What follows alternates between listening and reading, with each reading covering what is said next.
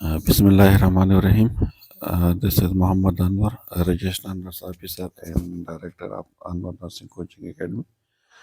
आज हम डिस्कस करेंगे APON2 सेमेस्टर 2 ईयर फर्स्ट जो unit number 12 and it's about the parenteral medication. तो इसका आज हम पार्ट 2 डिस्कस करेंगे। पार्ट 1 हम ऑलरेडी डिस्कस कर चुके हैं। सो दो स्टूडेंट जिसने अभी तक वो पार्ट 1 नहीं देखे हैं, so they are suppose to watch part 1 first, क्योंकि जो मेन टर्मिनोलॉजी है अबाउट पेरेंटल मेडिकेशन के पेरेंटल मेडिकेशन है क्या, हम क्यों देते हैं, कब देते हैं, इसके एडवांटेज क्या है, डिसएडवांटेज क्या है। तो ये जो मेन टर्मिनोलॉजी है वो हम पहले पार्ट में डिस्कस कर चुके हैं। तो इस पार्ट से पहले आपने ज़रूर उसको देखना है ताकि फिर आपको आसानी से समझ आ जाए। आज हम डिस्कस करेंगे इंट्रामस्कुलर इंजेक्शन को कि इंट्रामस्कुलर इंजेक्शन है क्या। जिस तरह हमने पेरेंटल की बात की थी, तो पेरेंटल में हमने फिर जो टाइप बताई थी कि उसमें कौन कौन से हैं। तो जो रूट की बात की थी हमने इंट्राडर्मल को डिस्कस किया था, हमने सबकुटेनियस को डिस्कस किया था। आज हम डिस्कस करेंगे IM रूट को, यानी इंट्रामस्कुलर रूट। इंट्रामस्कुलर रूट का मतलब क्या है? Drug are injected deeply into the muscle tissue if the drug is aqueous like water solution absorbed as a rapid. However, if the drug is in oily liquid or in the form of the suspensions, so it can prolong the release of the drug.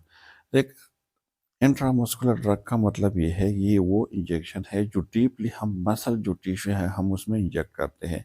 यानी directly जब हम muscle में inject करते हैं तो हम इसको intramuscular कहते हैं। इंट्रा का मतलब है कि एंटर, मतलब और मसल का मतलब है मस्कुलर का कि मसल, यानी मसल में जब हम इंजेक्ट करते हैं तो इसको हम कहते हैं इंट्रामस्कुलर।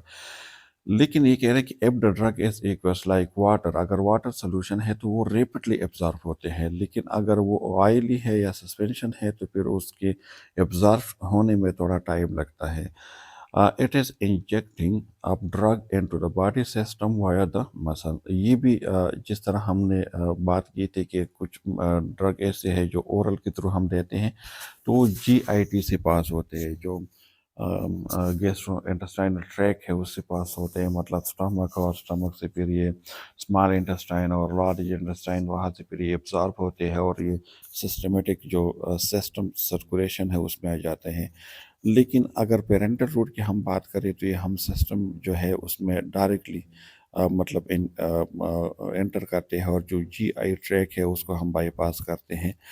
अब जब हम मसल में लगा देते हैं तो वहाँ पे कैपिलरीज होते हैं, वो कैपिलरीज फिर इसको एब्जॉर्ब करते हैं और कैपिलरीज के थ्रू ये वेन में आते हैं और वेन के थ्रू फिर ये हार्ट, और इस तरह जो सिस्टमेटिक सर्कुलेशन है उसमें ये फिर शामिल हो जाते हैं।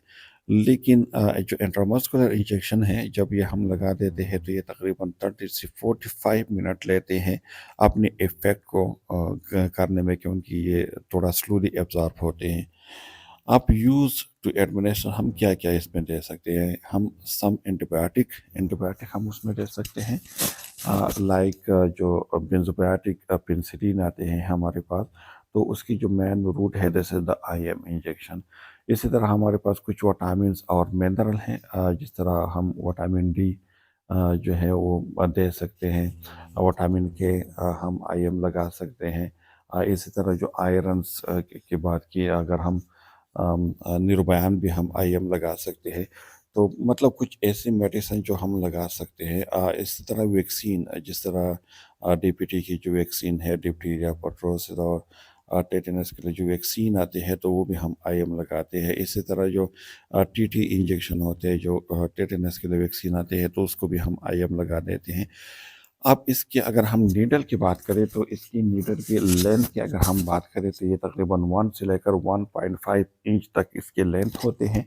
अगर हम गेज की बात करें, गेज का मतलब है कि डायमीटर, तो इसकी डायमीटर की अगर हम बात करें तो ये 19 से 22 गेज की उसके डायमीटर होते हैं। अगर हम वॉल्यूम की बात करें कि कितनी वॉल्यूम हम IM इंजेक्ट कर सकते हैं, तो ये तकरीबन 4 and 5 ml तक हम इंजेक्ट कर सकते हैं, यानी 2.5 ml से लेकर ये तकरीबन हम जो है उसको इंजेक्ट कर सकते हैं, सम टाइप 5 ml तक हम उसको इंजेक्ट कर सकते हैं। लेकिन मोस्टली 2 से लेकर 3 ml जो है this is very adequate amount of volume for the IM injection. Inject the needle eight the angle of 90। अगर हम एंगल की बात करें तो ये बिल्कुल स्ट्रेट 90 एंगल पे हम उसको इंजेक्ट करते हैं। तो एमसीक्यूज में ये चीज़ें आ सकते हैं कि मतलब कौन से एंगल हम यूज़ करते हैं फॉर द आईएम इंजेक्शन। तो ये जो है आपको याद करने हैं। ठीक है, दूसरा ये है कि ये कहते हैं कि स्ट्रेटेड द मसल फाइबर, जो मसल फाइबर है सबसे पहले हम उसको स्ट्रेच करते हैं, फिर फाइन 5 से लेकर 2 ml तक जो है, और बास टाइम जो है हम 4 ml तक हम उसको दे देते हैं। लेकिन मैंने आपको पहले बता दिया कि अप टू 5 ml भी हम आईएम दे देते हैं। लेंथ को ऑलरेडी हमने डिस्कस कर लिया था कि 1 से लेकर 1.5 इंच तक है, और नीडल की जो गेज है उसको भी हमने डिस्कस कर दिया कि ये 19 to 22। Actually this is not the size. Size की अगर हम बात करें नीडल की साइज़, तो हमारे पास डिफरेंट साइज़ की नीडल आते हैं, लेकिन ये स्टैंडर्ड नीडल की बात हो रही है फॉर द आईएम इंजेक्शन। अगर सॉल्यूशन की बात करें तो उसमें जो सॉल्यूशन है उसमें मोस्टली जो प्रायोरिटी दी जाती है this is isotonic. Isotonic solution का मतलब ये है कि जो सॉल्यूशन आप दे देते हैं उसके ऑस्मोटिक प्रेशर और ब्लड के ऑस्मोटिक प्रेशर ये सेम होनी चाहिए, क्योंकि अगर ये इंक्रीज या डिक्रीज होंगे तो फिर जो मसल है या जो जो टिश्यू है, जो सेल है, वो डैमेज हो सकते हैं। अगर हम साइट की बात करें, so there are different site which is use for the IM injection, but the principal site is gluteal muscle, यानी जिसको हम बटक भी कहते हैं, जो मोस्ट कॉमनली यूज होते हैं। इसके अलावा डेल्टाइड मसल है जो अपर आर्म के मसल है, और इस तरह वेस्टस लेटरस यानी लेटरल थाई की मसल है, और रेक्टस फेमोरिस मसल, ये वो मसल है जहाँ साइट है जहाँ पे हम लगा देते हैं इंजेक्शन को। लेकिन मोस्ट कॉमनली या तो डेल्टाइड मसल को हम यूज़ करते हैं या ग्लूटन मसल को यूज़ करते हैं। लेकिन सबसे जो इफ़ेक्टिव और सेफ अगर कोई साइट है, so this is the wasters lateral site, जो मोस्टली जो न्यूनेट होते हैं जिसमें हम विटामिन के लगा देते हैं, this is the best site, और वैक्सीनेशन भी आजकल इसी साइट पे की जाती है। ये सबसे सेफ है, मतलब इसकी इतनी कॉम्प्लिकेशन नहीं है। अगर हम बात करें तो हम इसमें क्या दे सकते हैं, सोल्यूशन हम दे सकते हैं, इमल्जन दे सकते हैं, ऑयल दे सकते हैं, और सस्पेंशन दे सकते हैं। सोल्यूशन जैसे द मिक्सचर अप टू जो वो है, मतलब पार्टिकल के एक लिक्विड हो और सॉलिड हो, तो उसकी जो मिक्सचर है उसको हम सोल्यूशन कहते हैं। फॉर एग्जांपल हमारे पास जो इंजेक्शन आते हैं, सिप्रोक्सोन या अगमेंटिन, या हमारे पास जो सिप्रोक्सिम, तो पाउडर फॉर्म में आते हैं। जब हम उसको वाटर के साथ मिक्स कर देते हैं तो उसको हम उसको सोल्यूशन कह सकते हैं। इमेजिन जब टू लिक्विड को आपस में मिक्स किया जाए, फॉर एग्जांपल अगर हम ऑयल और वाटर को एक साथ मिक्स कर देते हैं तो हम इसको इमल्जन कहते हैं। ऑयल्स लाइक वाटर, जिस तरह हमारे पास एक लिक्विड है, सस्पेंशन भी जैसे द मिक्सचर, लेकिन उसमें जो सॉल्यूट और सॉल्वेंट है वो कंप्लीटली डिजॉल्व नहीं होते। उसमें थोड़े से पार्टिकल जो है वो आपको नज़र आ सकते हैं, जिस तरह यूरोपियन सिरप की बात अगर हम करें। Care must be taken with the deep IM injection to avoid hitting. एक एक बात है कि अगर फॉर एग्जांपल जब हम लगा देते हैं इंजेक्शन को, तो उसको थोड़ा सा आप तो मसाज कर सकते हैं, लेकिन उस एरिया का जो है ना उसको ज़्यादा मतलब क्योंकि उसकी कॉम्प्लिकेशन हो सकती है कि हम पढ़ेंगे कि जब हम आईएम इंजेक्शन लगाते हैं तो सबसे ज़्यादा कॉम्प्लिकेशन इसके होते हैं, तो इस साइड का भी ख्याल रखना है। अब किस तरह हम उसको दे सकते हैं, सीधे सीधे इंट्रामस्कुलर इंजेक्शन प्रोसीजर है, जिस तरह हमने इंट्राडर्मल में भी कह दिया था, और सबक्यूटेनियस में भी, कि आप वाइपर फार्मूले को भी यूज़ कर सकते हैं, कि मतलब सबसे पहले अपने हैंड को वॉश करने हैं, अपने आप को इंट्रोड्यूस करने हैं, प्रोसीजर को एक्सप्लेन करने हैं। ठीक है, ओनली डेट एरिया को आपने एक्सपोज करना है जहाँ पे आपने इंजेक्शन लगा देने हैं, डॉक्यूमेंट्स करने हैं अपने अपने जो मेडिसिन दी है। लेकिन यहाँ पे अगर आप देखें तो सबसे पहले क्या है कि check the right 5 rights man, मतलब five right of medication. Five right of medication क्या है कि जब भी आप इंजेक्शन लगाने जाते हैं तो सबसे पहले आपने डॉक्टर ऑर्डर देखने हैं कि डॉक्टर ने एक मेडिसिन एडवाइस की है या नहीं।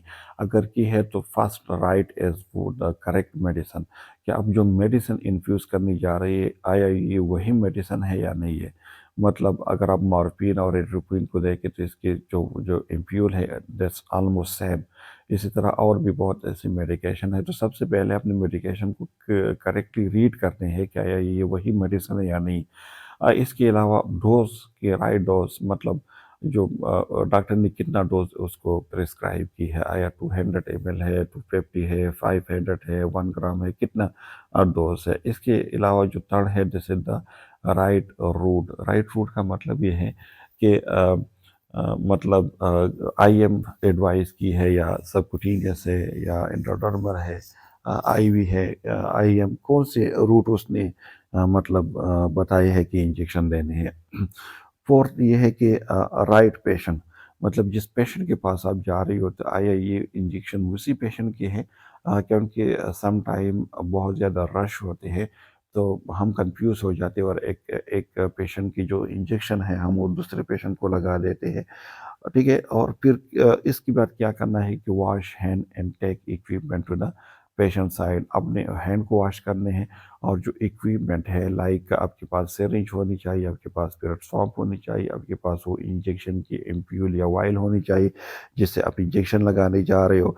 ठीक है, तो ये आपके पास निप्लास होनी चाहिए, आपके पास ग्लव्स होनी चाहिए। तो ये इक्विपमेंट है, ये आपने अपने पेशेंट के पास लेकर जाने हैं। Then explain procedure to the patient. Patient को आपने एक्सप्लेन करने हैं कि आप क्या करने जा रहे हो, आप कौन सी इंजेक्शन उसको लगाने जा रहे हो, and locate the sites of injection. फिर जो साइट्स ऑफ इंजेक्शन है उसको आपने लोकेट करना है, मतलब कहाँ पे अपने इंजेक्शन लगाने हैं। आप उसको आईएम लगा रहे हो, आप इसको आई डेल्टाइड मसल में लगा रहे हो, ग्लोटर में लगा रहे हो, वेस्टर्स लेटरल में लगा रहे हो, कहाँ पे लगा रहे हो। और फिर आपने उसको क्लीन करना है with the spirit swab and after that you are suppose to allow the area to dry. इसके बाद आपने क्या करना है कि जो आपके पास नीडल है उसको रिकैप करना है, रिमूव द नीडल कैप्स, और आपने सिरिंज को होल्ड करना है एट द 90 डिग्रीज, और ये एमसीक्यूज में आ सकते हैं। देन इंजेक्ट द नीडल, फिर आपने उसको इंजेक्ट करना है। एक बात याद रखिए कि जैसे भी इंजेक्ट करोगे तो आपने ड्रॉ बैक करना है प्लेंजर को, ताकि आप चेक करें कि उस ये ब्लड वेसल में है या ब्लड वेसल में नहीं है। अगर इसमें ब्लड आ रहे हैं तो एट्स मीन कि this is an a blood vessel, तो आपने उसको रिमूव करना है। ठीक है, ऐसा नहीं करना है कि आपने थोड़ा बैक करना है और फिर आपने इन्फ्यूज़ करना है, नहीं, आपने कम्प्लीटली उसको रिमूव करना है और फिर आपने जो है किसी और जो साइट है उस पर आपने उसको इंजेक्ट करना है। अगर उसमें ब्लड नहीं आ रहे तो देन आपने उसको इंजेक्ट करना है डायरेक्टली उसी साइट पे। Remove the needle quickly but gently at the same angle use for the insertion and massage the area with out alcohol साफ। जैसे आप इंजेक्शन लगाओगे तो आप आईएम इंजेक्शन में मसाज कर सकते हो, और मसाज जो है ये आप जो है सर्कल मोमेंट में आप उसको कर सकते हो। Chart the date and time of the administration of the drug, फिर आपने डॉक्यूमेंट करने हैं टाइम को और ड्रग डोजेज और सबको अपने डॉक्यूमेंट्स करने हैं। Take care of the equipment return to their place, और फिर जो इक्विपमेंट आपने जहाँ जहाँ से अपने इक्विपमेंट को उठाई दी थी वहाँ वहाँ पे अपने इक्विपमेंट को वापस लेकर आने हैं। इसी तरह अगर हम बात करें this is the intravenous injection, this is another root कि इंट्रावेनस, वेनस का मतलब है वेंस और इंट्रा के मतलब है अंदर। जब हम डायरेक्टली वेनस के थ्रू हम इंजेक्शन दे देते हैं, यानी डायरेक्टली हम जब ब्लड में इन्फ्यूज़ कर देते हैं तो हम इसको इंट्रावेनस रूट कहते हैं। इंट्रावेनस रूट जो है ये इमरजेंसी सिचुएशन में ज़्यादा यूज़ की जाते हैं, इमरजेंसी डिपार्टमेंट में, जब आपको रैपिडली एक्शन की ज़रूरत हो। कि आप मतलब क्योंकि जिस तरह मैंने कहा कि अगर हम मस्कुलर इंजेक्शन लगा देते हैं आईएम इंजेक्शन तो ये तकरीबन 30 से 40 मिनट लेते हैं, क्योंकि वहाँ से एब्जॉर्ब होते हैं थ्रू कैपिलरीज और फिर जो सिस्टमेटिक सर्कुलेशन उसमें आ देते हैं। लेकिन इंटरवेनस में हम डायरेक्टली सर्कुलेटरी सिस्टम में लगा देते हैं, ब्लड्स में लगा देते हैं, तो ये बहुत क्योंकि ब्लड स्ट्रीम में हम लगा देते हैं तो ये बहुत इमीडिएटली जो है एक अपना एक्शन शो करते हैं। ठीक है, सो अगर फास्ट एक्टिंग है,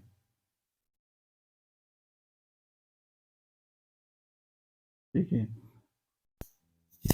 ठीक है, अगर फास्ट एक्टिंग में हमें चाहिए मतलब कि जल्दी काम करें तो इसके लिए फिर हमने क्या करना होगा कि हमने इंटरवेनस वो मेडिसिन देने होंगे।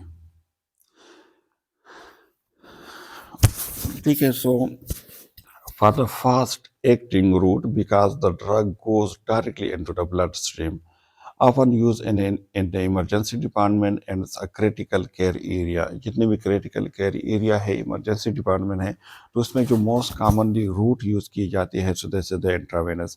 commonly use किस चीज़ के लिए हम use कर सकते हैं for the fluid and electrolytes replacement. अगर हम fluid देना चाह रहे हैं चाहे normal saline हो चाहे रिंगर लैक्टेट हो चाहे आइसोटोनिक हो चाहे हाइपरटोनिक हो चाहे हाइपोटोनिक हो या इलेक्ट्रोलाइट्स पेशेंट को देने हो तो तब जो है हम उसको इंट्रावेनस लगा देते हैं. इसी तरह to provide necessary nutrition to the patient who is critical ill. कभी कभार हमारे पास पेशेंट होते हैं जो बहुत ज़्यादा क्रिटिकली इल होते हैं और उसको कोई GIT प्रॉब्लम होते हैं स्टोमक की वगैरह, तो हम उसको ना NG के थ्रू दे सकते हैं ना हम उसको ओरल दे सकते हैं. सो एट दैट टाइम फिर हम जो है उसको इंट्रावेनस हम उसको दे देते हैं न्यूट्रिशन. नीडल की अगर हम बात करें विच is use for the IV injection, तो ये इसकी लेंथ जो है ये 1 से लेकर 1.5 इंच तक होती है. लेकिन अगर हम लेंथ की बात करें तो ये 16 से 20 जैसे द स्टैंडर्ड गेज की बात हो रही है. बाकी 14 से लेकर 26 तक की जो गेज है वो हम यूज़ करते हैं, यानी 14 से लेकर 26 तक गेज हम यूज़ करते हैं मोस्टली. लेकिन ये जो 16 to 20 है दिस इज़ फॉर द मयूनो के स्टैंडर्ड और for the adult use. Intravenous की अगर हम बात करें इंजेक्शन की so are administration at the angle of 15 to 20 angle. तो ये अब बहुत लाजमी है MCQs के लिहाज से कि एंगल अगर हम IM की बात करें तो 90 है, अगर हम सबकुटेनियस की बात करें तो ये 45 है, अगर हम बात करें इंट्राडर्मर के या अगर हम बात करें इंट्राडर्मर की तो ये तकरीबन 5 से लेकर 15 तक है, और इंटरवेनस की बात करें तो ये 25 तक जो है this is the ideal angle, मतलब 15 to 20 और 25. अब इंट्रावेनस इंजेक्शन की बात हो रही है तो for the adult the veins of the arms are, मतलब अगर हम आर्म की बात करें तो बेसिक जो साइट है वो क्या है, तो उसमें बेसिलिक वेन है, मीडियन कोबाइटल वेन है, डॉर्सल वेन है, मीडियन वेन है, रेडियल वेन है और सेपेलिक वेन है. तो नेक्स्ट स्लाइड में पिक्चर के थ्रू मैं आपको समझाने की कोशिश करूँगा कि कौन कौन सी वेन है. इसी तरह अगर हम फुट में बात करें सो हमारे पास जो ग्रेट सफीनियस वेन है और डार्सल प्लेक्सिस है. अच्छा, हम IV के थ्रू क्या दे सकते हैं, हम एक सोल्यूशन दे सकते हैं like watery solution, hydro alcoholic solution दे सकते हैं, एमल्जन दे सकते हैं और लाइपोसोम दे सकते हैं. ठीक है, ये सोल्यूशन की टाइप है. देखिए यहाँ पे हम देख सकते हैं कि ये अगर आप देखें तो ये आपके रीडल एरिया है, क्योंकि जैसे द टर्म से ये रीडल एरिया है और this is the ulnar area. तो रीडल एरिया पे जो यहाँ पे जो वेन आते हैं इस वेन को हम कहते हैं सिपेलिक वेन. और यहाँ पे जो अगर हम अल्ना साइड पे देख ले तो यहाँ पे जो वेन आते हैं आपको जो नज़र आ रहा है इसको हम कहते हैं बेसिलिक वेन. अब जो सिपेलिक और बेसिलिक वेन के बीच ये वेन है, ठीक है, तो इसको हम कहते हैं मीडियन कोबाइटल वेन. ठीक है, इसी तरह जो बिटवीन जो ये फेनगर है यहाँ पे जो वेन है बिटवीन फेनगर उसको हम कहते हैं डॉर्सल जो वेन है उसको हम डॉर्सल वेन कहते हैं. ठीक है, इसी तरह अगर हम लेग की बात करें तो सबसे जो जो लार्जेस्ट वेन है उसको ग्रेट सिपेनस वेन कहते हैं, और यहाँ पे जो डॉर्सल साइड पे जो आपको नज़र आ रहा है उसको डॉर्सल प्लेंजिस वेन कहते हैं. तो मतलब इसमें ये मोस्ट कॉमनली यूज साइट है जहाँ पे हम उसको यूज़ कर सकते हैं. ठीक है, इसके अलावा भी और भी बहुत ज़्यादा है, लेकिन ये मतलब टर्म की तरफ जो आ रहे हैं इसको सिपेलिक कहते हैं, जो एल्ने की तरफ जो वेन आ रहे हैं उसको मतलब बेसिलिक वेन कहते हैं. इसके बीच में जो ये है इसको मीडियन कोबाइटल वेन कहते हैं. ठीक है, और जो बिटवीन फिंगर हैं यहाँ पे जो नज़र आ रहे होते हैं इसको हम कहते हैं डॉर्सल वेन. अब जो इंट्रावेनस इंजेक्शन है उसकी प्रोसीजर क्या है, तो प्रोसीजर आलमोस्ट पर हल इंजेक्शन इज सेम, उसमें कितना ज़्यादा डिफरेंस नहीं है. जिस तरह इसमें भी है कि चेक द राइट 5 राइट जो मेडिकेशन है उसको चेक करना है, हैंड वॉश करना है, इक्विपमेंट को साइड पे लेकर जाना है, एक्सप्लेन करना है प्रोसीजर को, एक्सपोज करना है उस एरिया को जहाँ पे आपने IV लगा देने हैं, और आपने टूनिकेट को अप्लाई करने. टूनिकेट मतलब आप कोई भी चीज़ जिससे आप जो आर्म्स है या जो एरिया है उसको आप टाइट कर देते हैं ताकि वेन जो है वो क्लियरली आपको दिखाई दे। Ask the patient to open the close his fist and close his fist, वो अपना जो पेस्ट है उसको बार बार क्लोज और मतलब ओपन करें, और उससे जो वेन है वो बिल्कुल साफली आपको नजर आएंगे। Palpate the when and clean with alcohol swab in side of the injection. फिर आपने उसको पल्पेट करना है। सबसे पहले जब आप पल्पेट करोगे आपको नजर आएगी, फिर उस एरिया को आपने स्पिरिट स्वाब से आपने क्लीन करना है। नीडल को आपने रिकेप करना है, मतलब रिमूव कर देना है नीडल को, और 25 डिग्री तक यानी 15 से 20 एंगल तक जो है आपने उसको होल्ड करना है। फिर क्या करना है कि आपने पंक्चर करना है द वैन को। जैसे आप पंक्चर करोगे तो फिर आपने ड्रॉबैक कर देना है, मतलब अगर आप आईवी की नेबुलाइजेशन लगा रहे हो तो आपने जो नीडल है उसको ड्रॉबैक करना है, और जो प्लास्टिक वाले जो प्लंजर है उसको आप अंदर इंसर्ट करोगे। Once you know that you are in the vein, release the tourniquet and gently lower the angle of the needles and then inject the solutions very slowly. जैसे उसमें ब्लड आ जाते हैं तो आपने टूनिकेट को रिलीज करना है, और क्योंकि आप जो 25 डिग्री पे लगा रही है तो आपने थोड़ा सा नीचे कर देना है नीडल को, और फिर आपने इन्फ्यूज करना है। Remove the needle quickly but gently at the same angle use for the injection and apply pressure over the area to prevent the bleeding. जैसे आप रिमूव करोगे नीडल को वापस, तो वहाँ जो एरिया है उस पर अपने स्वाब रख देने हैं, उसको अपने प्रेस कर देना है, उस पर अपने प्रेशर को जो है वो लगा देने हैं ताकि वहाँ से ब्लीडिंग ना हो।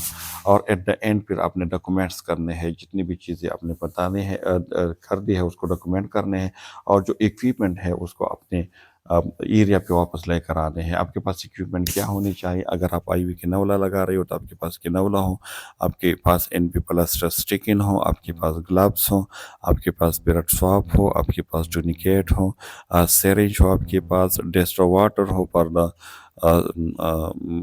सोल्यूशन के लिए। इसके अलावा जो इंजेक्शन लगा रहे हो वो हो आपके पास, प्लश हो, क्योंकि अगर आप आईवी की नेबुलाइजेशन लगा रहे हो तो आप उसको पहले फ्लश करते हो फॉर द चिकन। तो ये सारे इक्विपमेंट आपके पास होने चाहिए। आप कॉम्प्लिकेशन क्या हो सकते हैं, मतलब जब हम आईवी थेरापी करते हैं क्योंकि थ्रू वेंट जब हम इंजेक्शन लगा देते हैं तो कौन कौन से मतलब हो सकते हैं कॉम्प्लिकेशन।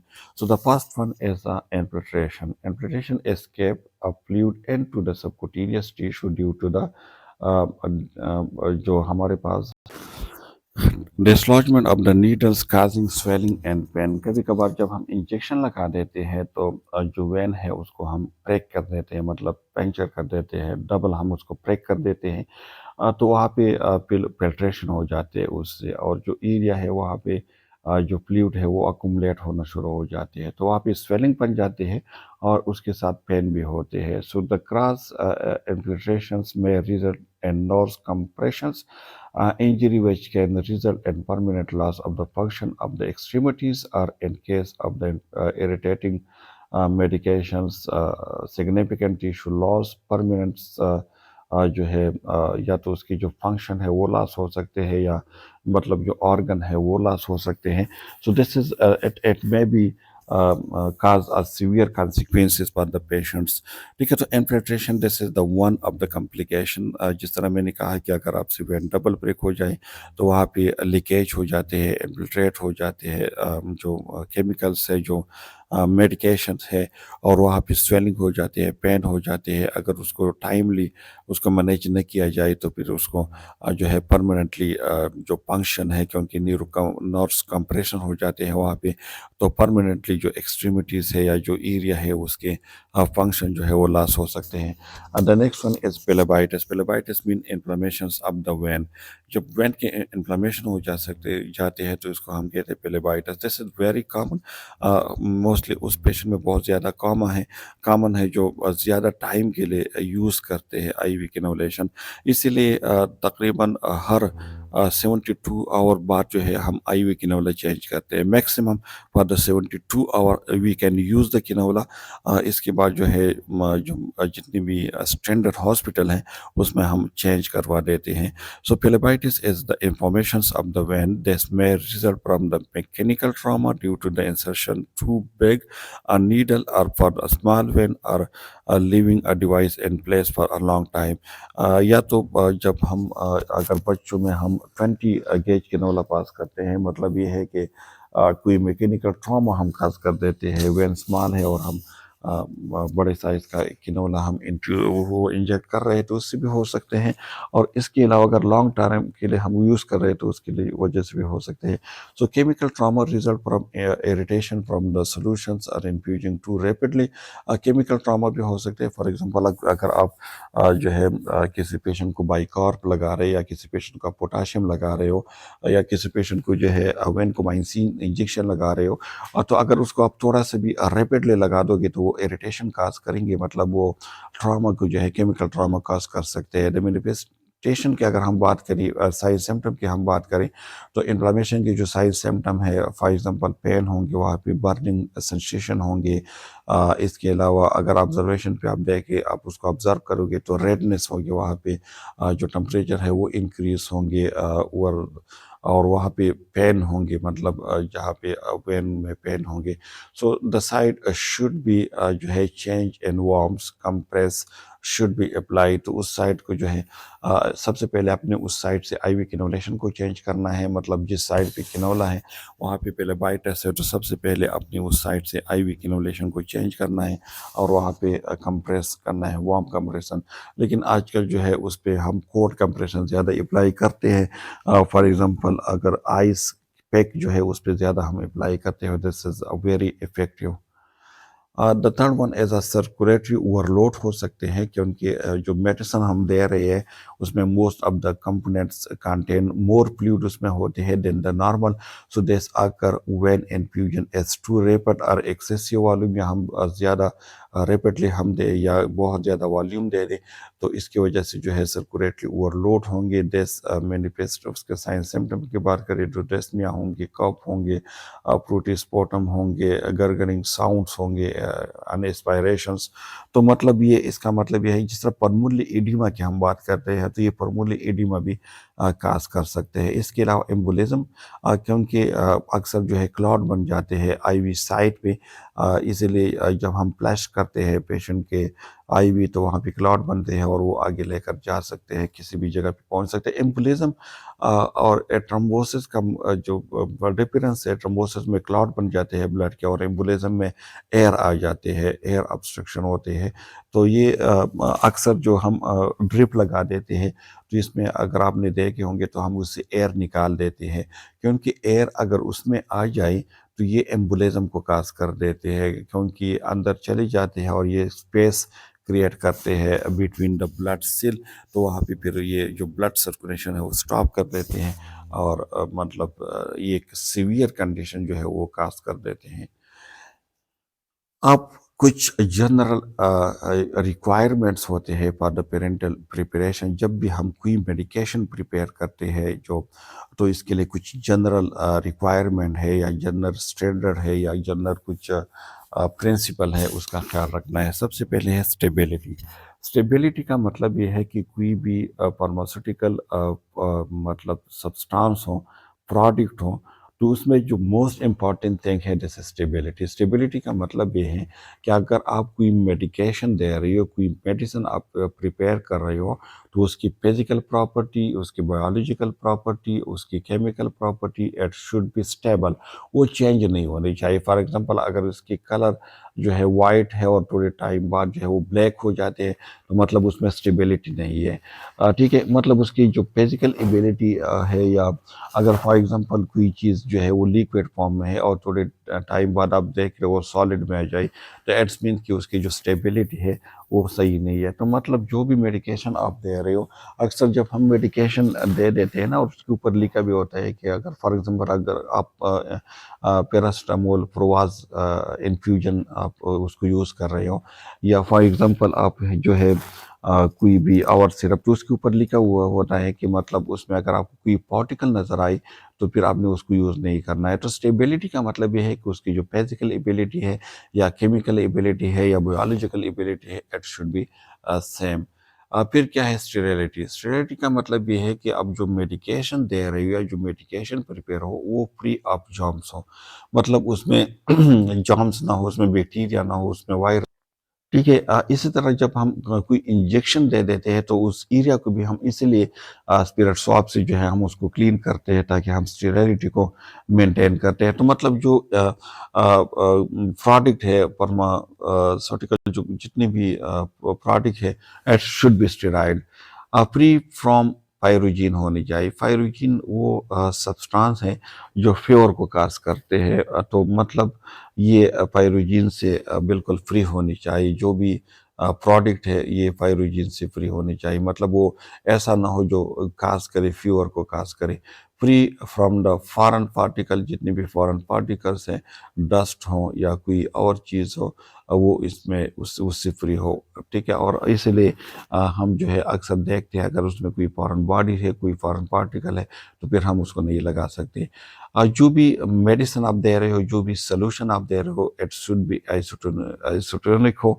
आइसोटोनिसिटी या आइसोटोनिक का मतलब ये है, जिस तरह मैंने पहले डिस्कस किया था, कि जो सोल्यूशन है और जो सोल्यूशन और जो ब्लड है उसके ऑस्मोटिक प्रेशर सेम होनी चाहिए, क्योंकि अगर इंक्रीज डिक्रीज होंगे so then it will damage the cell and tissue को डैमेज कर सकते हैं। स्पेसिफिक ग्रेविटी होनी चाहिए उसकी, और केमिकल प्योरिटी, मतलब जो केमिकल है वो बिल्कुल free of any type of the micro chemical से बिल्कुल साफ हो, मतलब ऐसी केमिकल जो हार्मफुल हो फॉर द पेशेंट्स, तो ऐसी केमिकल से ये बिल्कुल प्योर हो, उसमें कोई भी ऐसी केमिकल नहीं हो जो हार्म काज करे, जो इरिटेशन काज करे, जो पेशेंट के लिए जो है वो मतलब खतरे का बायस बने।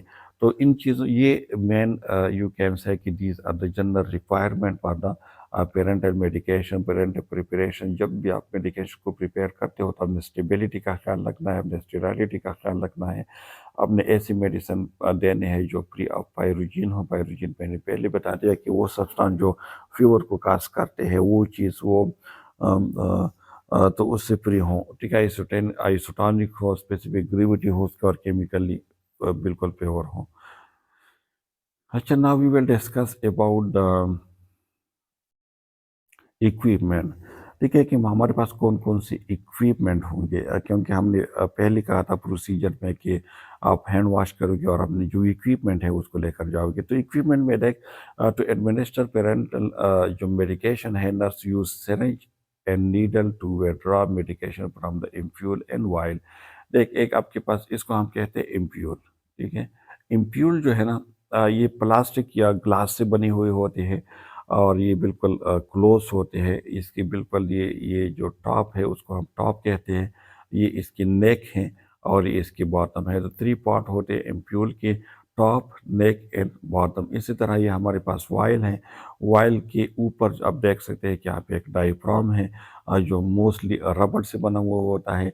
यहाँ से हम मेडिकेशन को जो है मतलब विड्रॉ करते हैं, मेडिकेशन को हम निकाल देते हैं। तो ये इसको हम कहते हैं एम्प्यूल, जो ग्लास या प्लास्टिक से बने होते हैं। और ये जो है हमारे पास वायल हैं। वायल के ऊपर डायफ्राम होते हैं रबड़ का। इक्विपमेंट, अगर हम नीडल की बात करें तो needle available in a different gauge. Gauge मैंने पहले कहा कि जब हम डायमीटर की बात करेंगे तो इसको हम गेज से मेजर करते हैं। अगर हम लेंथ की बात करेंगे तो इसको हम इंचेस से जो है मेजर करते हैं। So the smaller the number of the larger the gauge. लेकिन एक बात याद रखिए गेज में, कि जितने आपके पास स्मॉल नंबर होंगे, फॉर एग्जांपल 14, ये स्मॉल नंबर है एज कंपेयर टू 24। ठीक है। तो ये जो नंबर स्मॉल नंबर होंगे, इसका मतलब ये है कि इसकी जो गेज है वो लार्ज गेज है। और अगर नंबर स्मॉल होंगे तो इसका मतलब है कि ये जो मतलब लार्ज नंबर है, तो इसका मतलब है कि गेज स्मॉल है। फॉर एग्जांपल अगर 14 गेज की नवला है तो इसकी जो डायमीटर है वो ज़्यादा होंगे इस कंपेयर टू 24 गेज। तो सिंपली आप इसको कह सकते हैं कि दिस इज द अपोजिट, कि अगर गेज ज़्यादा होंगे तो आपके पास जो किनौला है, मतलब अगर गेज ज़्यादा होंगे इसके, तो आपके पास इसके स्मॉल मतलब नंबर में आएंगे।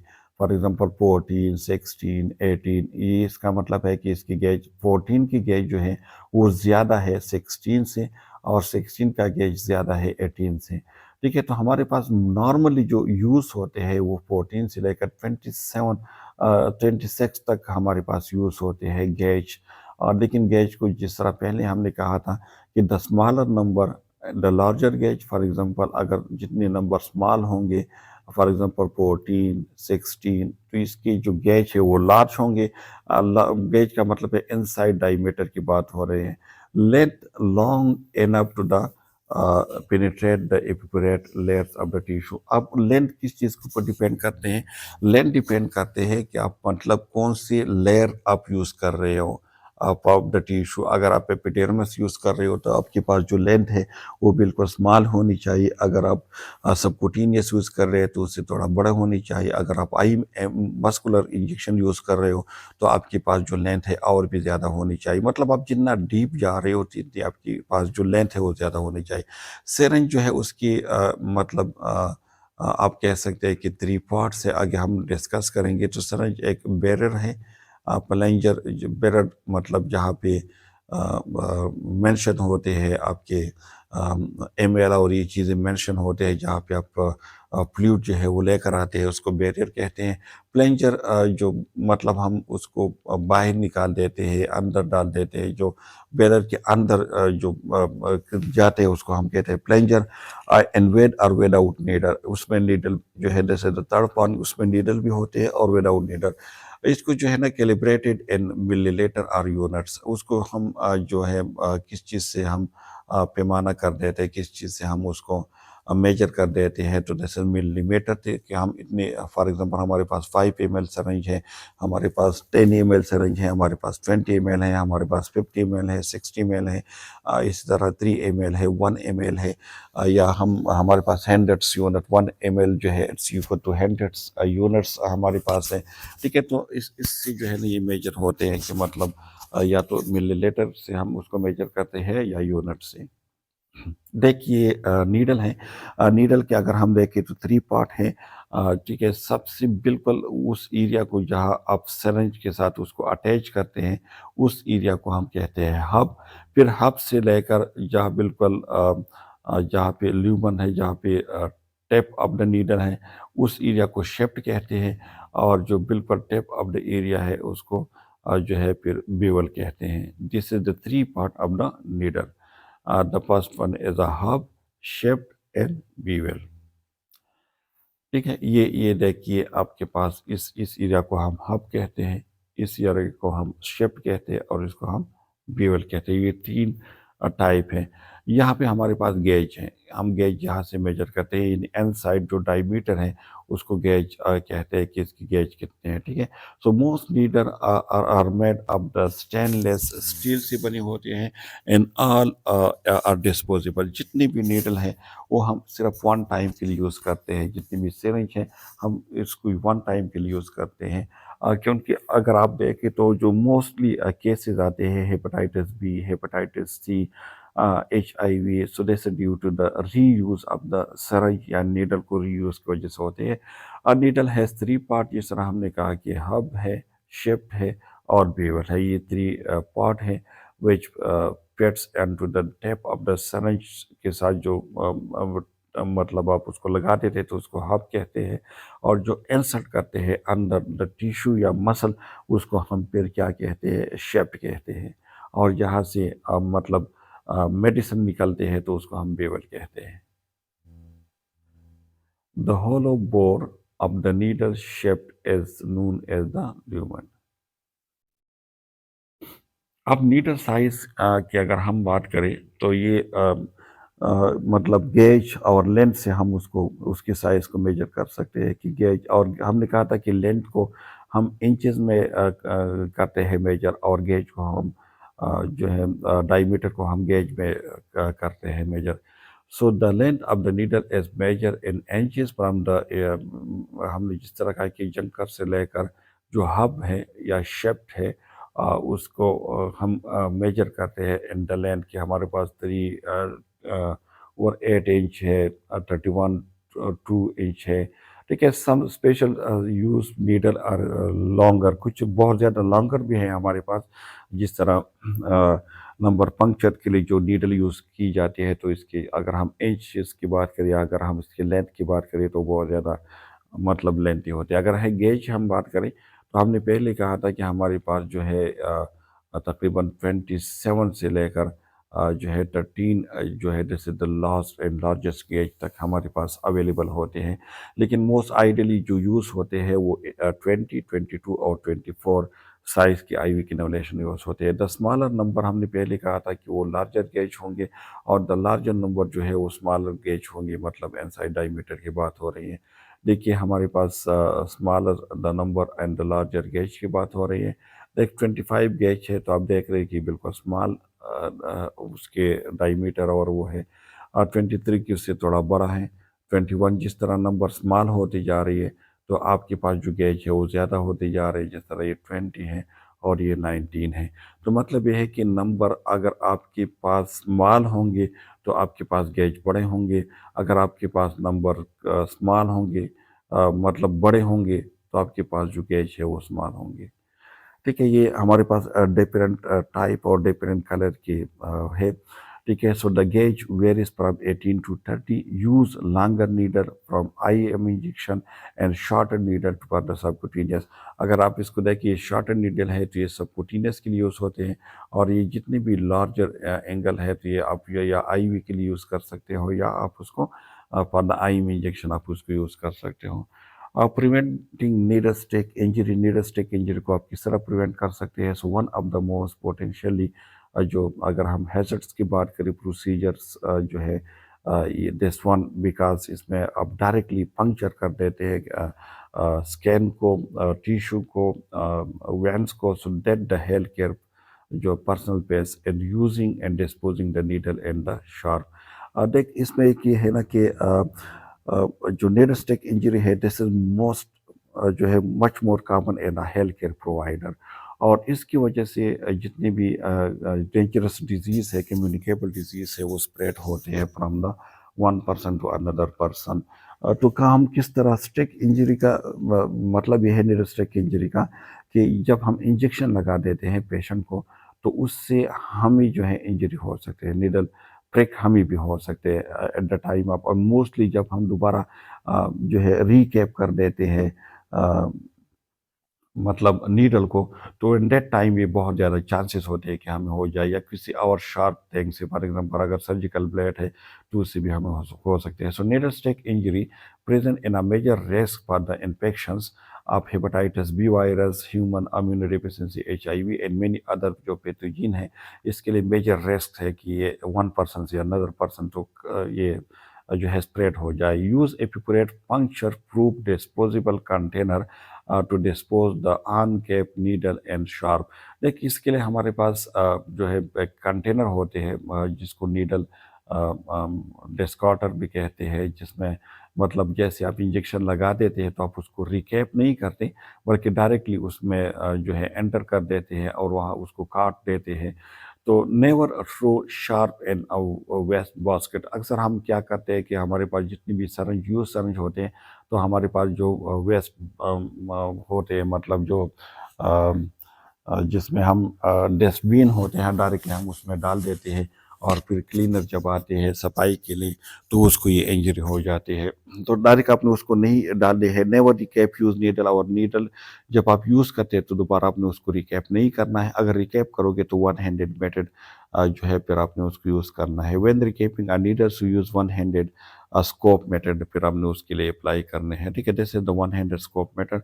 क्या आपने आपकी जो नीडल जो कैप है उसको आपने एक स्पेस में, मतलब ओपन स्पेस में रखने हैं, हॉरिजॉन्टल स्पेस में, और आपने जो नीडल जो यूज नीडल है उसके अंदर आपने इंसर्ट करना है। जैसे आप इंसर्ट करोगे उसको आपने ऊपर कर देना है, और दूसरे हैंड से फिर आपने उसको जो है कैप कर देना है। So this is perform by placing the needle cap and syringe with the needles horizontally and a flat surface and inserting the needle into the cap। आपने उसको इंसर्ट करना है। यूज वन हैंड, एक hand दोनों के लिए आपने use करना है। देन आपने क्या करना है कि using your other hands to pack up in the cap and tight at needle hub, ठीक है। और फिर आपने उसको नीडल हब जो है उसको बिल्कुल जो टेप ऑफ द सरेंज है उस पर आप नेक ऑफ द सरेंज वहाँ पे आपने उसको पेट कर देना है, ठीक है। ये सिरिंज की अगर हम बात करें तो इसकी भी 3 पार्ट हैं, ठीक है। जो सबसे पहले जहाँ पे आप नीडल लगा देते हैं, हब ऑफ द नीडल, तो उसको हम टेप कहते हैं। यहाँ पे मेजर होते हैं कि मिलीमीटर है, यूनिट्स है, जहाँ पे फ्लूइड होते हैं तो उसको बेरर कहते हैं। और जिस जो इसके अंदर हम मूव कर देते हैं अंदर और बाहर, उसको प्लंजर कहते हैं। तो ये 3 उसकी मेन पार्ट हैं, ठीक है। टोटल अगर देखें तो ये सिरिंज का अगर देखें तो ये पिवल पार्ट है, ये शेफ्ट है, ये हब है, ये टप टेप है, ये बैरर है और ये प्लेंजर है। टोटल 6 पार्ट बन जाते हैं। नीडल के साथ 3 पार्ट जो है वो नीडल की है और 3 पार्ट जो है वो सिरिंज की है। So the tape which connect with the needle उसको टेप कहते हैं। द बैरर जो है जैसे द आउटसाइड अनवेज द स्केल जो है वो प्रिंटेड होते हैं, मतलब मिलीमीटर और ये यूनिट, वो सारी चीज़ें। The plunger which pet inside the barrel में जो पेट होते हैं उसको हम प्लंजर कहते हैं। आप टाइप ऑफ सरिंज की अगर हम बात करें तो डिफरेंट टाइप के सरिंज हमारे पास आते हैं। 1 ml से लेकर 60 ml तक हमारे पास सरिंज आते हैं। जो इंसुलिन के लिए हम यूज़ करते हैं 100 यूनिट इसके ऊपर मेंशन होते हैं, जैसे द 1 ml। और इससे जो हम एनजी के लिए यूज़ करते हैं पर एनजी फीड के लिए, तो उसको हमारे पास तकरीबन 60 ml की सरिंज आते हैं। मतलब 1 ml, 3 ml, 5 ml, 10 ml, 20 ml और इसी तरह 60 ml। लेकिन मोस्ट कॉमनली जो स्टैंडर्डली यूज़ होते हैं फॉर द आई में इंजेक्शन, जैसे द 5 ml एंड 3 ml। अगर आईवी की बात करें तो इसके लिए जो मोस्ट कॉमनली यूज़ होते हैं जैसे the 10 ml। So several kinds of the syringes are available in differing size, shape and material की अगर हम बात करें। syringe रेंज की अगर हम बात करें तो 1 से 60 ml है। and that's typically used on syringe range from 1 to 3 ml in the size injection for the subcutaneous के लिए अगर हम बात करें तो मोस्टली 1 से लेकर 3 ml के जो इंजेक्शन है वो सबक्यूटेनियस के लिए यूज़ होते हैं। और जो 3 to 5 ml है ये यूज़ होते हैं फॉर द IM इंजेक्शन और 10 यूज़ होते हैं फॉर द IV। अगर हम स्टैंडर्ड की बात करें तो 3 to 5 ml और 10 ml, ये 3 सिरिंज बहुत ज़्यादा यूज़ होते हैं हॉस्पिटल साइड पे। इंसुलिन के लिए स्पेशल सिरिंज जो है वो डिज़ाइन की जाते हैं, जो 1 ml सिरिंज होते हैं। इसी तरह अगर हम ट्यूबरकुलिन की बात करें तो मतलब टीबी और उसके लिए जो इंट्राडर्मल सिरिंज की अगर हम बात करें तो ये जो है नैरो सिरिंज होते हैं। इसमें के use to administer small presses such as 0.1 ml और 0.5 ml के टाइप की जो मेडिसिन है उसमें हम यूज़ कर देते हैं, जिसको हम ट्यूबरकुलिन न्यूरोसिरिंज कहते हैं। इसके अलावा हमारे पास जो है प्री पेल्ड सिंगल डोज सिरिंज भी आते हैं, जिस तरह मोस्ट ऑफ द वैक्सीन आते हैं। अगर हम रेबीज वैक्सीन की बात करें तो ये हमारे पास जो है ऑलरेडी आते हैं। या हम अगर इंजेक्शन क्लेक्सिन की बात करें तो ये ऑलरेडी जो है प्री फेल्ड सिंगल डोज आते हैं। और एक होते हैं ऑटो इंजेक्टर। ऑटो इंजेक्टर एक डिवाइस होते हैं जिसमें हम पेट कर देते हैं सिरिंज को और फिर हम उसको जो है कैच देते हैं, तो ऑटोमेटिकली एक उसके अंदर एक बटन होते हैं, हम उस एरिया पे लगा देते हैं जहाँ पे आप इंजेक्शन लगाते हो और फिर उस बटन को हम प्रेस कर देते हैं तो ऑटोमेटिकली ये जो है नीडल अंदर जाते हैं। ये मोस्टली उस पेशेंट के लिए होते हैं जो खुद अपने आप को इंजेक्शन लगाते हैं या जो बहुत ज़्यादा सेंसिटिव होते हैं पेन को, या बहुत ज़्यादा अगर उसको एंजाइटी होती है। तो this is a very easy way अपने जो है उसके अंदर सरंज रख देने हैं अपने इसको फिर जो है ना उसके साथ पेट कर देने हैं और फिर उसकी जो उसके अंदर एक होते हैं अपने उसको कैंच देने हैं और फिर एंड पे आप जैसे बटन को दबाओगे तो ऑटोमेटिकली नीडल जो है एंटर हो जाएंगे मसल में। ठीक है, ये देख ये जो है जैसे ऑटो जो है मतलब ये ऑटो इंजेक्टर सिरिंज है हमारे पास। ये ऑलरेडी उसमें पेट की है, जहाँ पे अपने लगाने हैं वहाँ पे आप लगा दें। यहाँ पे एक बटन है जहाँ से आप देख सकते हैं, उस बटन को जैसे वो प्रेस करेंगे तो ये नीडल अंदर की तरफ चले जाएंगे। और ये हमारे पास देख ये भी है डिफरेंट टाइप के ऑटो इंजेक्टर हैं, ठीक है। देख और ये जो है ऑलरेडी हमारे पास जो प्री पेड सरंज है, देखिए हमारे पास ऑलरेडी से प्री पेड सरंज है, ठीक है। जिसमें पहले से मतलब जो जितने अमाउंट के ज़रूरत होते हैं वो सारे अमाउंट उसमें दिए होते हैं। जिस तरह मैंने इंसुलिन की बात की कि आजकल जो मोस्ट ऑफ द वैक्सीन है वो ऑटो जो है प्री फिल्ड सिरिंज में आते हैं, वन टाइम यूज़ होते हैं मोस्टली। अच्छा, अब हम बात करेंगे किन्नौला, आईवी किन्नौला। देख किन्नौला जो है ये हम यूज़ करते हैं उस पेशेंट के लिए जिसको या ज़्यादा टाइम के लिए मेडिकेशन की ज़रूरत होती है, पर 1 डेज़ 2 डेज़ 3 डेज़ और 2 टाइम 3 टाइम आ डेज़, तो बार बार उसको पंक्चर करने से उसको जो है प्रिवेंट करने के लिए हम क्या करते हैं कि हम उसको आईवी किन्नौला पास करते हैं। आईवी किन्नौला मोस्टली हम 72 आवर यानी 3 डेज़ के लिए हम उसको लगा देते हैं। अगर उस पे कोई साइन ऑफ इन्फेक्शन ना हो, इन्फ्लामेशन ना हो, तो फिर उसको हम एक्सटेंड भी कर सकते हैं टिल 5 डेज़, लेकिन मोस्ट कॉमनली 3 डेज़ के बाद हम उसको चेंज कर देते हैं। So cannula is a flexible tube है that can be inserted into the body. A venous cannula is inserted into the vein for the administration of the intravenous fluid of obtaining the blood sample and for the administration of medication।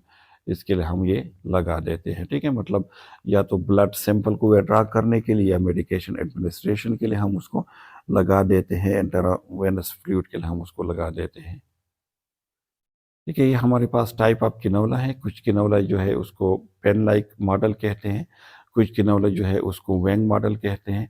देखिए इसकी वेंग है तो इसको वेंग model कहते हैं। और कुछ किनौला जो है जिसमें इंजेक्शन पोर्ट होते हैं, देखिए इसमें इंजेक्शन पोर्ट है, ठीक है, जिसमें हम लगाते हैं, इसको इंजेक्शन पोर्ट कहते हैं। और इसको जो है ना ये बिल्कुल पेन लाइक का है, मतलब उसमें कुछ नहीं है तो पेन लाइक किनौला कहते हैं। और कुछ किनौला ऐसे है जिसको मतलब कहते हैं कि जैसे वाई टाइप किनौला है और बटरफ्लाई किनौला है। तो अभी देखते हैं आगे, ठीक है। इसको पेन लाइक किनौला कहते हैं। देखिए इसमें बिल्कुल जिस तरह पेन होते हैं उस तरह होते हैं, मतलब उसमें कोई और चीज़ नहीं, तो इसको पेन लाइक किनौला कहते हैं। ठीक है, ये इसमें देख अब थोड़े से उसको आपको वेंग नज़र आए होंगे, तो इसको वेंग किनौला कहते हैं क्योंकि उसकी वेंग है, ठीक है, तो इसको वेंग मॉडल कहते हैं। इसमें देख इंजेक्शन पोर्टल है, ठीक है, तो इसलिए उसको इंजेक्शन पोर्टल मॉडल कहते हैं। देख इसमें इंजेक्शन पोर्टल, ये वेंग भी है, देख इसमें वेंग भी है और इसमें इंजेक्शन पोर्टल भी है, तो इंजेक्शन पोर्टल मॉडल कहते हैं। ये देख इसको ये वाई मॉडल है, ठीक है, वाई कैनोला मॉडल है ये। अच्छा, अब हम गेज की बात करें तो देखिए इसके डिफरेंट मतलब गेज आते हैं हमारे पास, और इसके कलर जो मोस्ट इंपॉर्टेंट है, जैसे कलर देख ऑरेंज कलर की अगर आपके पास आईवी कैनोला हो तो ये एट्स मीन कि हमारे पास 14 गेज है। अगर आपके पास ग्रे कलर के हों तो ये 16 गेज है। अगर मतलब 18 के हो तो ये ग्रीन है, 20 के हो तो ये पिंक है, अगर 22 के है तो ब्लू है, अगर 24 गेज है तो ये आपके पास येलो होंगे, अगर 26 गेज है तो ये आपके पास पर्पल होंगे। देख इसमें जो नंबर आप देख रहे हो 26 ये लार्ज नंबर है, लेकिन इसकी जो गेज है वो सबसे स्मॉल होंगे। इसी तरह 24 इसकी गेज 26 से क्या होंगे, बड़े होंगे। जितने नंबर लार्ज होंगे गेज स्मॉल होंगे, नंबर स्मॉल होंगे गेज बड़े होंगे। बच्चों में हम मोस्ट कॉमनली 24 लगा देते हैं, चाइल्ड अगर न्यू नेट की बात करें, और फिर जो है चिल्ड्रन में हम 22 तक लगा देते हैं, एडल्ट में मोस्टली हम 20 को लगा देते हैं। ये ड्रग पैकिंग की अगर हम बात करें तो हमारे पास एम्प्यूल आते हैं जो ग्लास प्लास्टिक कंटेनर से बने होते हैं और बिल्कुल सील होते हैं, स्टेराइल होते हैं। और जब हम उसको ओपन करते हैं तो विद केयरफुल अपने उसको ओपन करने हैं, क्योंकि आपको इंजर भी कर सकते हैं और इसके अलावा मतलब जो है ये टूट भी सकते हैं। वायल है हमारे पास जो बिल्कुल एक बोतल टाइप में आते हैं। इसके ऊपर एक रबड़ का डाईफ्राम होते हैं जहाँ से हम उसको पंक्चर करते हैं नीडल से और हम उससे मेडिसिन निकाल देते हैं। अगर हम एडवांटेज की बात करें अब द पेरेंटल मेडिकेशन की जो रूट है कि इसकी क्या एडवांटेज है, तो उसमें the IV route site is the fastest method of delivering the systematic drug. एक तो ये है कि जो फास्टेस्ट आपको अगर इफेक्ट चाहिए तो हम ये जो है उसको यूज़ कर सकते हैं। क्योंकि अगर आप एंटीरियल रूट को यूज़ करोगे तो मतलब वो जीआईटी से पास होकर फिर सिस्टमेटिक सर्कुलेशन में आएंगे, लेकिन पेरेंटल रूट जो है वो डायरेक्टली सिस्टमेटिक सर्कुलेशन में होते हैं। Prefer administration in emergency situation में ये प्रेफर किया जाता है कि यूज़ किया जाए। It can provide fluid, electrolytes and nutrition के लिए यूज़ होते हैं। Patient who can not take food और have serious problem with the GIT tract, तो ये this is the best site and route for them. इसके अलावा अगर हम देखें so it's provide higher concentration of drug in the blood stream और tissue. High concentration में जो है ये ब्लड स्ट्रीम में पहुंच जाते हैं। इसके अलावा अगर हम बात करें तो advantage for the serious bacterial infection, अगर बहुत सीवियर इन्फेक्शन है बैक्टीरियल तो इसमें सबसे ज़्यादा जो हेल्पफुल है जैसे the parenteral medication. IV infusion के लिए भी हम उसको यूज़ कर सकते हैं क्योंकि कंटिन्यूस अमाउंट्स ऑफ मेडिकेशन अगर आपको चाहिए, इन्फ्यूजन जो है आप इसको एडजस्ट कर सकते हैं। इसके अलावा टू प्रोवाइड मोर और less medication as the situation जो है डिटेक्ट्स करते हैं आपको। Drug action can be prolong by modifying the formulations. इसके अलावा अगर हम डिसएडवांटेज की बात करें इस रूट के, तो एक तो यह है कि ट्रॉमेटिक इंजरी हो सकती है from the insertion of the needle, और इसके अलावा जब हम उसको इंजेक्ट करते हैं तो चांसेस होते हैं कि कोई टॉक्सिन एजेंट, कोई माइक्रोब्स या कोई पायरोजीन अब भी जो है नीडल के साथ एंटर हो सकते हैं अंदर। Impossible to retrieve if adverse reaction, आकर उसकी जो मोस्ट कॉमनली जो डिसएडवांटेज वो ये है कि अगर कोई रिवर्स कोई एडवर्स रिएक्शन हो जाती है या साइड इफेक्ट काज कर देते हैं तो उसको वापस रिट्रीव करना मुश्किल है, क्योंकि हम ऑलरेडी उसको इंजेक्ट की होती है। अगर हम दूसरी मेडिकेशन की बात या रूट की बात करें इंटीरियर रूट के, तो इसमें इतने सीवियर रिएक्शन नहीं होते जितने सीवियर रिएक्शन पेरेंटल रूट में होते हैं। Inject directly into the blood में हम डायरेक्टली इंजेक्ट करते हैं। करेक्ट सरंज नीडल और टेक्निक आपको जो है मस्ट बी यूज़। और इसके अलावा rotation of injection site with a long term use, क्योंकि लॉन्ग टर्म के लिए आप यूज़ करते हैं तो आपने उसको रोटेट करने हैं इंजेक्शन साइट को। ऐसा नहीं है कि एक जगह पे आपने आईवी की नवला पास की है तो सारी उम्र उसमें होंगे। इसके अलावा सेंसिटिविटी या एलर्जिक रिएक्शन हो सकते हैं उस साइट को जहाँ पे आपने इंजेक्शन आईवी की नवला लगाई है। स्कारिंग जो है या अदर चेंजेस आ सकते हैं उसमें, ब्रोजेस बन जाते हैं वहाँ पे, स्कार बन सकते हैं वहाँ पे, और can influence the drug absorption भी जो है वो इन्फ्लुएंस कर सकते हैं। एक्सपेंसिव है, कॉस्टली है प्रोसीजर है। दूसरा ये कि ट्रेन पर्सन इज रिक्वायर, हर कोई जो है आईवी की इनोलेशन पास नहीं कर सकते, ना हर कोई आईवी इंजेक्शन, लेकिन टेबलेट के लिए या ओरल जो रूट है इसके लिए इतने स्केल की ज़रूरत नहीं होती है, बस आप उसको धैर्य फुटकार सकते हैं। लेकिन for the parental route skilled person जो है वो रिक्वायर होते हैं। रिक्वायर स्पेशलाइज इक्विपमेंट आपके पास होनी चाहिए, डिवाइस टेक्निक आपके पास होनी चाहिए कि किस तरह आपने मेडिकेशन को प्रिपेयर करना है और किस तरह आपने उसको इन्फ्यूज़ करना है। Require strict control of the sterility and non pyrogenicity then other formation. अगर हम देखें तो इसमें स्टराइजेशन की बहुत ज़्यादा ज़रूरत होती है, ऐसा ना हो कि आप उसको इन्फेक्शन दें। So these are the references for the this units. If you have any questions, you can ask me. Simply हमने उसमें जो डिपेंड किया है कि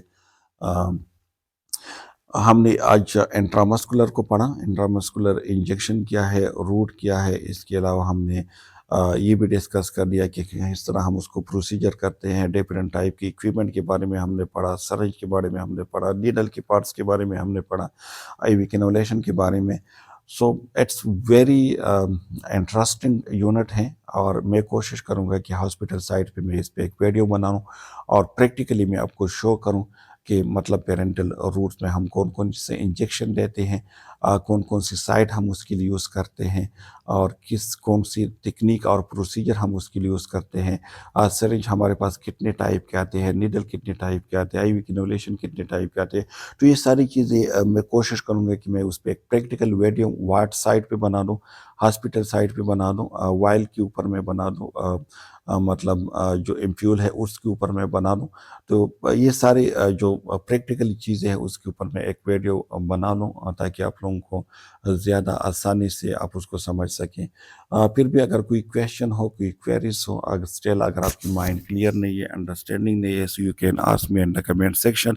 आई will try to give answer timely. Thank you so much for listening me. and watching me. Thanks once again.